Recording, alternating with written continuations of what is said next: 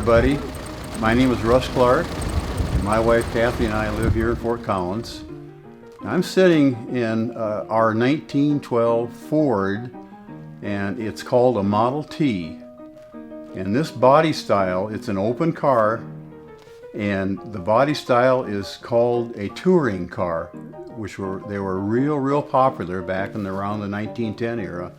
Well, when I was a small boy, probably around 8 years old, I can remember going to parades in town, like the 4th of July, and there was always these old cars with all the brass, and that really got my attention and stuck in my mind. And as I grew older, I had that interest, of course, so we obviously did buy a car.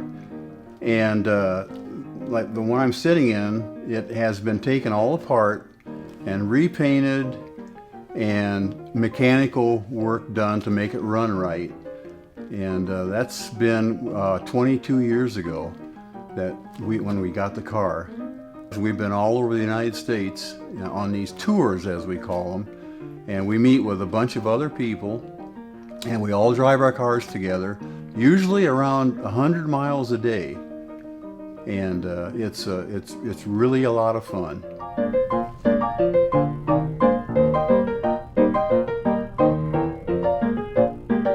Now there's a term that's used for these old cars, and it's called a horseless carriage. And how that came about was most people then had a carriage or a wagon or something of that sort, and they had a horse or horses to pull these carriages with. And then these cars came along, and they've got a motor just like your parents' car has, and all of a sudden we've got something that moves and there's no horse in front of it pulling it. So that's how it got its name, a horseless carriage.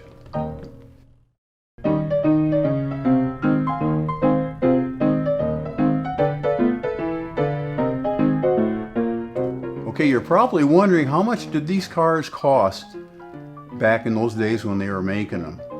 And this car that I'm sitting in, this 1912 Model T, was $690 in that ballpark.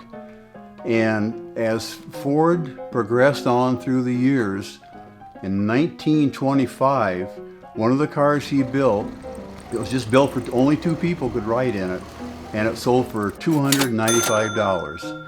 Now that was pretty well unheard of. And meanwhile, by this time there were many other car people making their own cars for the public. And the one problem with them, though, is that they were so expensive and people could not afford them. Now, Henry Ford, he went the other direction. He said, I'm going to make a car as cheap as I can, as simple as I can, because I want people, no matter if they're poor or whatever, if they don't have a lot of money, they can buy one of these cars and they've got transportation and they don't have to ride their horse.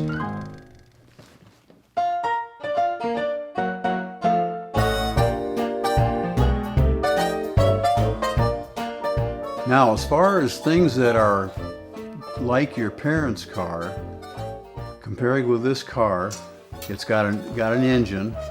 And this engine in all Model Ts was a 4-cylinder, and 4 cylinders are really popular yet today.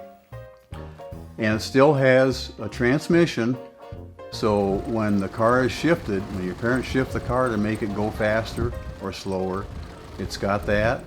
And then it's got, towards the rear of the car, there's a shaft that goes all the way back there, and it makes the rear wheels go, so the car goes.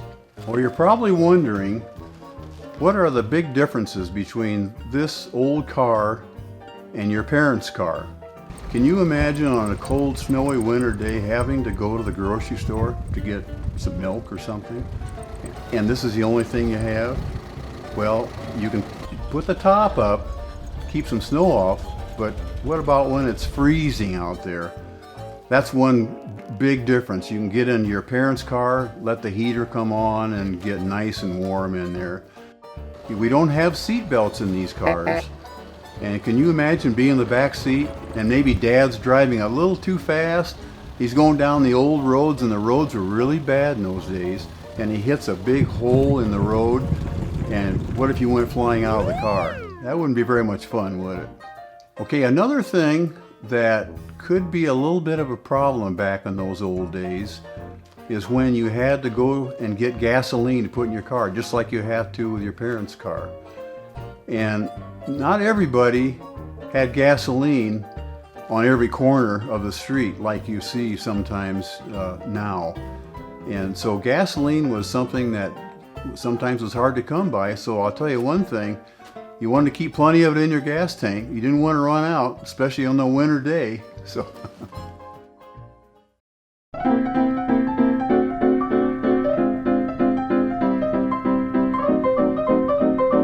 you may be wondering about what you have to do to drive this car. Well, for starters, there's a crank in the front of the car, and you've actually got to crank it by hand to get it started. And then when it's started, you've got to, of course, get into the car.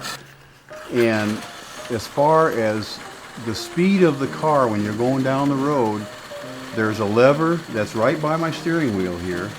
And instead of being on the where your foot would run the gasoline and the speed of the car, this lever does that.